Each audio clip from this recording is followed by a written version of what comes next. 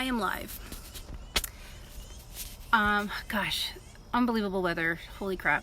I love this time of year, and I'm in a super good mood because I'm wearing a shirt that I have not been able to wear since before I started my weight loss. What do I call it? My weight loss, climbing the weight loss mountain. That's what I keep calling it. I'm on a tremendous undertaking to lose 40 pounds. I'm almost 25% of the way there. And it's amazing when you have like this gigantic, enormous goal in front of you that seems so unattainable. And you know, I used to coach people who struggled with weight. And I remember the hardest part was getting started. You know, they were like, I'm afraid. This is what they would tell me. I'm afraid to even get off my couch to find out if I can walk a half a mile, because, you know, and I was able to help them uncover those fears. And the fear with that, with them starting the process was, what if I can't walk half a mile? What if I can't walk a quarter mile? Or what if I walk a half mile, but I'm in so much pain the next day, and I get blisters and chafing and knee pain, and then that discourages me, and that confirms that I can't do this, because I won't be able to keep going, because I won't be able to keep going through that kind of pain. And so sometimes, like, not starting and not doing anything feels better, because then you don't have to be confronted with the limitations that you feel like are in your way, and like the barriers to hitting your goals. So for me, I'll be honest, like, I was definitely in a state of disempowerment. Like, I had a pelvic injury that kept me sidelined for a year, and like, I literally kept 100% of my baby weight for both my pregnancies, and wearing maternity clothes. And so it's amazing to just to hit like 20% of what you're looking for. I still have a long way to go. I still have like 30 pounds plus, but it's amazing when you just get over that initial activation period, which is like the hardest part, because once you get activated, like, that's most of the work right there. So anyway, I'm going to get off that little tangent, but so who am I? So my name is Monica Shimonik. I'm a certified health coach, and I'm an author. I'm a crusader of justice. I'm an activist. And I help moms create healing and empowerment programs for themselves while they're in the family court system. And I'm launching a workshop for alienated parents. I'm hoping to have the link tonight. It was supposed to go up last night, but it's going to hopefully go up tonight, if not definitely tomorrow, Columbus Day. So yesterday was my son's 13th birthday. I didn't get to see him. I didn't get to talk to him. And normally birthdays are extremely triggering for me, and this time it was not. I think I had 5 minutes where I felt that wave of sadness, and it's amazing how far I've come, because this is like the 10th birthday I've missed, or like the 8th birthday. And it's amazing when you see like the checkpoints of your healing, and you're like, oh wow, like, I'm only sad for 5 minutes today, not 5 hours. And it's really amazing when you could check in and see how far you're going in this path, because this is not a trauma that there is a blueprint for, or a flow chart to heal, or, you know, there's not a system in place for this. You have to build your own system to heal from what the family court has done to you. Let me move, because the sun is like right in my face. So okay, so we're gonna get to a topic today that is like one of the top fears that we have as human beings, is the fear of rejection. This is true whether you are no matter where you are in your life. You could be like an Olympic athlete, and you're still going to be afraid of rejection. And I'm going to tell you. So I was on a call today with some amazing women, and I shared this with the group, and I said, this is what I said. I said, this is the thing with rejection. When you are feeling rejection, that means you don't have all the information. You have some of the information, but you don't have all of it. There's missing pieces. And if you have the full picture, you would not feel rejection. So let me give you an example. You're going for a job interview, okay? And you're like, oh, I really want this job, and then you find out that they didn't select you for the position. So what do? We go into like this morning panic, frenzy. I'm not good enough. I'm stupid. Who was I to think that I could apply for this job in the first place? And I'm not going to put myself out there again because it's exhausting. And this is what you do. You say, oh, I job hunted for a year, but I gave up because it's a bad field. And you start to put the blame outside. You start to be like, well, it's a bad market. It's a bad industry. There's too much competition. I don't have the qualifications. And we go into almost like we go into like scarcity and lack when we tell ourselves this. There's not enough jobs. There's too much competition. There's too much this, there's too much that. And what really you're thinking is, I'm not enough. Like you get into this feeling of inadequacy. Like, this means I'm not enough. And that's really the underlying message. I'm not enough. And so you're not aware of it. It's just easier to be like, oh, there's too much competition. But so in reality, you just don't have all the information. In reality, how do you know that you weren't the second choice? How do you know that the information, you just don't have the information. Maybe the job is no longer available. Like maybe they changed their mind and they did some internal work and internal review and they realized they don't need a position filled.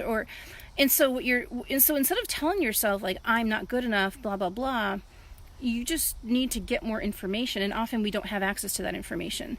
And so we tell ourselves stories that just aren't true. And so what we do is we make this a self-worth thing. We devalue ourselves, and we act like this is a self, a value thing.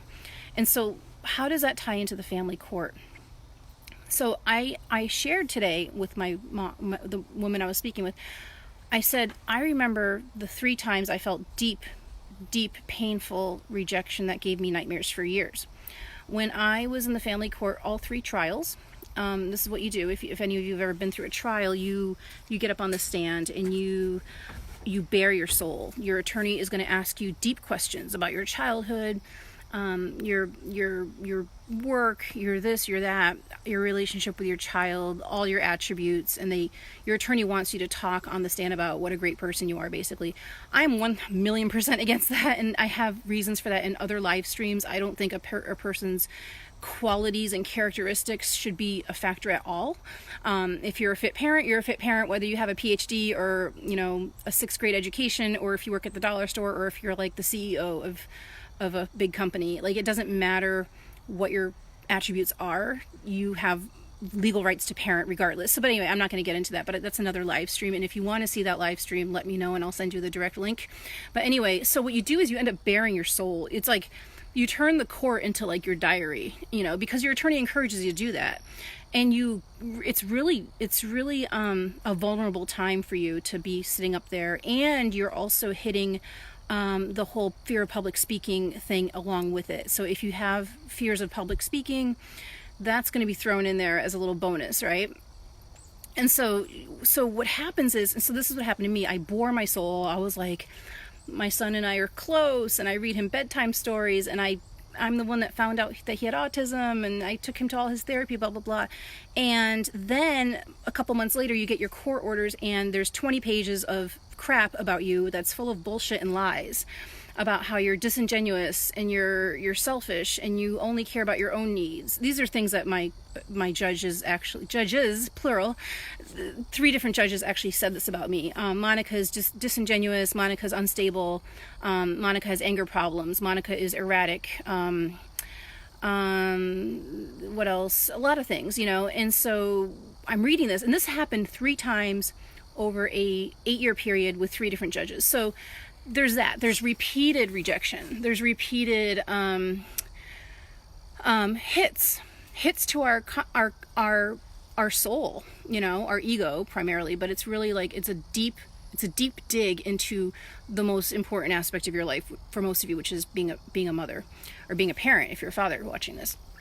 And so you're reading this and you're like, oh my God, like, it's so painful because you bore your soul. You were very vulnerable. You were very honest, and you are being rejected as a person at your core, because the judges hit you in your core. The judge doesn't say, this just won't work for this mom to have her child because the mom lives too far away. Like, the judge won't necessarily say that. The judge won't use logistical reasons to take you away from your child, typically.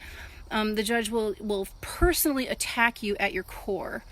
The judge will fundamentally, the judge will address your fundamental attributes and use those as the reasons. And so we walk away from this and we see this and we're like, oh my gosh, and we feel so rejected. Like, all the rejection, like the 5th grade rejection when you asked your crush out on a date to the dance in 5th grade or something, and they said no and they laughed at you, like, that comes back at you when you're 35, 40 years old in the court system. And again, you don't have all the information. You feel rejected, and you're making this about you, and you're letting this you're letting this gouge out your self-esteem, but you don't have all the information. So what do I mean by that? When you look into the family court business tactics, you will see that there is a reason why the judges do what they do.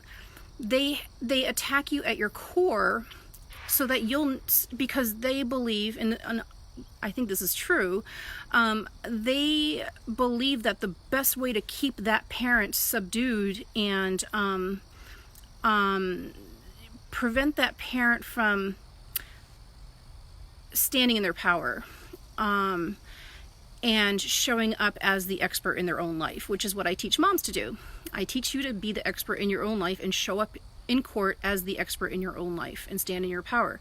And so what these judges do is they attack you at your base. Like, they attack the true essence of who you are, so that it will slow down your growth in recovering and healing and actually standing up and demanding that the state does their job, which is to uphold the fundamental rights of their citizens. This is the 3rd branch of government. They have a duty. They have a civic and moral duty to do a certain job, and we pay their salaries. And so when they don't do that, they know that we're going to come back and call them out on their bullshit. But maybe we won't if they strategically hit us right in our wounds. WOUNDS, wounds. I can't say that word very well. So if they get you right at your wounds, where you're so vulnerable and so easily taken down by that, then you're less likely to recover and recuperate and, like, go back and demand justice, because it's hard to come out of that. And again, if we simply had all the information, we would not take it so hard. We would not take it as a deep rejection, and we would not take it personally. And so so that's one of the many ways the family court operates and allows their dysfunction to carry on for as many decades as they have been. This is why we have fatherless and motherless children walking around every single day. So that's their strategic move. So the way to handle family court is to know that if they attack you at your base and hit you where it hurts, the way to handle that is to say, I don't have all the information. Or maybe you do. Maybe you studied, like, the operations of family court, and you know the cycle of corruption and, like, the reasons why they dispose of parents the way they do. So if the more you learn about the dynamics of family court, the less this is going to attack, like, physically hurt you and hurt you at your core and hurt you emotionally. So, and then you're less likely to get PTSD and sick and depressed and broke. You know, that's a whole nother live stream. You're less likely to spend money to fix the problems that the court puts in your life. So okay, just to summarize, I'm gonna be so I hope that kind of, like, sends you a message today. But just to summarize on the workshop, I'm offering a workshop for alienated parents who don't have any access to their children or who are rapidly losing access to their children, where your kids are skipping their parenting time with you or refusing to call you and things like that. So if you're kind of like headed in that direction, or you have actually lost contact with your kids, this workshop would be great for you. And this workshop is for moms and dads. And I'm going to be putting a link to the workshop when it goes live. It's not live yet. The link isn't available, but I'm also going to put a link to my book in the comments. So just give me a little bit of time, and let me know what you think of this conversation here that I'm having with you. All right. So I hope you enjoy the rest of your Sunday, and we will talk soon. Bye-bye.